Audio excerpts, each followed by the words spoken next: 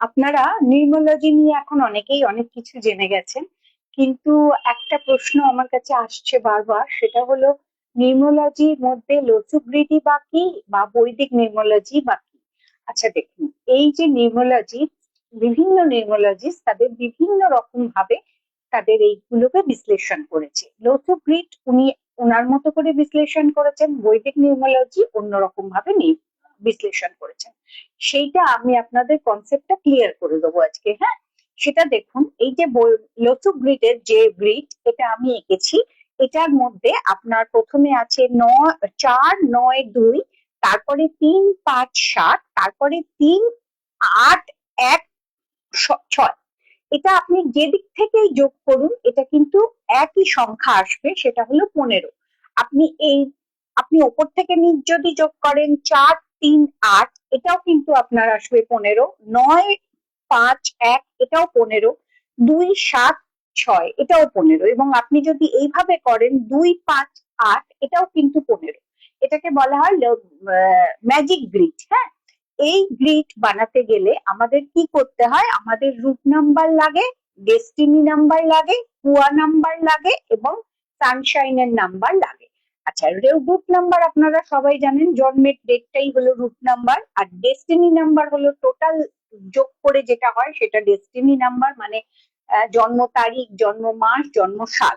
আর কুয়া নাম্বারও আর আমি বুঝিয়েছি, ওই সালটাকে প্লাস মাইনাস করতে হয়, ছেলে মেয়ে আলাদা ভাবে করলে ওটাকে কুয়া নাম্বার বার করা যায়। আর সানশাইন হলো সানশাইন লর্ড যেখানে থাকে, মানে রবি যে ঘরে থাকে সেইটাই হলো সানশাইন লর্ড জন্মের সময়।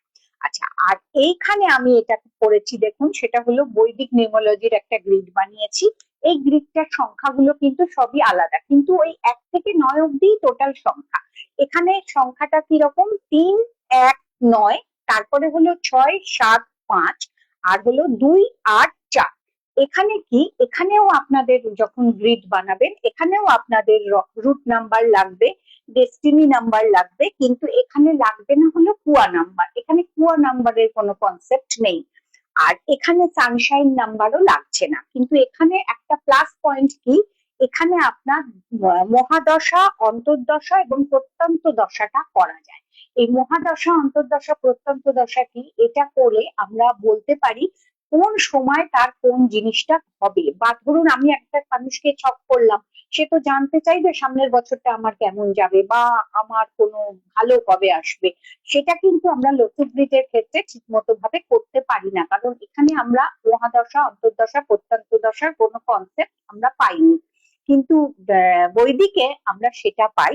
দেখুন, এখানে আপনি মহাদশা, অন্তর্দশা, প্রত্যন্ত দশা কোষে আপনি বলতে পারবেন এই মানুষটা কবে কখন তার খারাপ সময়, বা কবে কোন বছরটা তার খারাপ যাবে, বা কোনো একটা চাকরি বা বিয়ে সেটা কত বছরে হবে, কোন সময় হবে। এই দুটোর মধ্যে এটাই তফাৎ। মানে বইদিকে আরো অনেক ডিটেলে যাওয়া যায়, ওই জন্য। কিন্তু লসগ্রিডেও মোটামুটি দেখবেন অনেক কিছুই বলা যায়, কিন্তু হয়তো ওই দশা, প্রত্যন্ত দশা, অন্তর্দশার হিসেবটা করা যায় না। এই দুটোর মধ্যে এটাই তফাৎ, কিন্তু দুটোই কিন্তু ভীষণ পাওয়ারফুল, এবং দুটো নিয়েই আমরা কাজ করি এবং দেখি দুটোই কিন্তু মানুষের কে মানে বিশ্লেষণ করে যেটা জিস্টে আসা হয়, যেটা ডিসিশনে আসা হয়, সেটা কিন্তু ভীষণ ভাবে ফলদায়ক। এবং এটা দিয়ে কিন্তু মানুষ অনেকটাই মানে বুঝতে পারে। আপনারা যে কোনো একটা শিখলেও আপনারা বলতে পারবেন, দুটো শিখলে তো নো ডাউট দুটোই আপনি ট্যালি করে জিনিসটা আরো ভালো ডিসিশনে আসতে পারবেন। যখন আমরা অনেক বেশি জানি, তখন আমরা অনেকগুলো জিনিস নিয়ে আমরা ট্যালি করে একটা মানুষের মানে কি একটা রেজাল্টে আসার চেষ্টা করি। সেরকম জানতে গেলে দুটো জানলেই সব থেকে ভালো। আশা করছি বুঝতে পারলেন। আজকে তাহলে আসি। নমস্কার।